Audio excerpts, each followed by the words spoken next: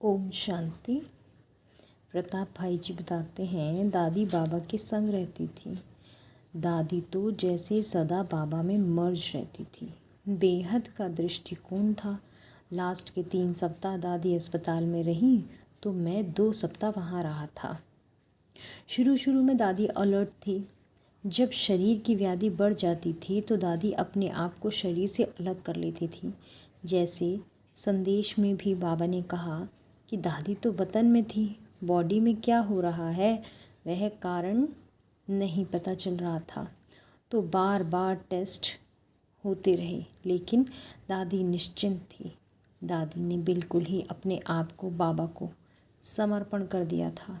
दादी बाबा के संग रहती थी, बाबा को सदा अपने साथ रखती थी। दादी के कमरे में गहन शांति। उस रात मैं दादी से मिलकर अपने कमरे में गया। दूसरे दिन 8:15 नाश्ता करने बैठा ही था कि अस्पताल से कॉल आया कि तुरंत आ जाओ। मैं पहुंचा। दादी के कमरे में बहुत गहन शांति थी। दादी के अव्यक्त होने का समाचार सुनकर मुंबई के कई भाई बहनें हॉस्पिटल में आए, तो भी सैफी अस्पताल वालों ने बहुत सहयोग दिया। दादी को लाते वक्त भी उन्होंने कहा कि दादी चली गई है पर आप हमें भूल नहीं जाना। उन्होंने दादी को रॉयल सूट दिया हुआ था। वेंटिलेटर, डायलिसिस, एंडोस्कोपी, कोलोनोस्कोपी आदि सारी व्यवस्था उन्होंने वहीं करके दी हुई थी, जैसे दादी के प्रभाव में वे सब कर रहे थे।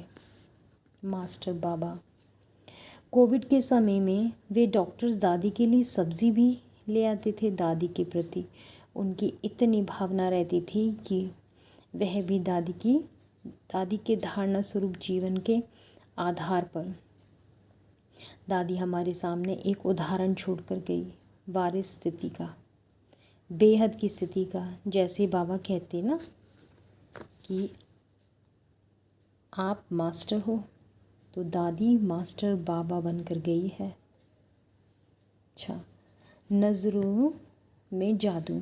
दादी का नियम था 7 से 7:30 बजे शाम को योग करने का। यदि हम उस वक्त मिलने पहुंचते तो हमें भी बता देती थी। शब्द बहुत कम यूज़ करती थी, लेकिन उनकी नज़रों से ही वरदान मिल जाता था।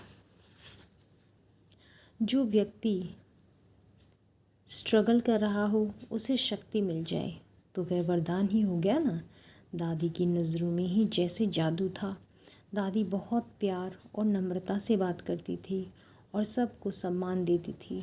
जो पालना देखभाल हमने दादियों में देखी, उससे ही हमें पता चलता है कि ब्रह्मा बाबा कैसे रहे होंगे।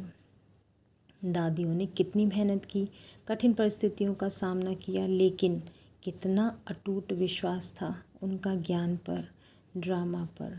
अच्छा, ओम शांति। आगे अगले एपिसोड में।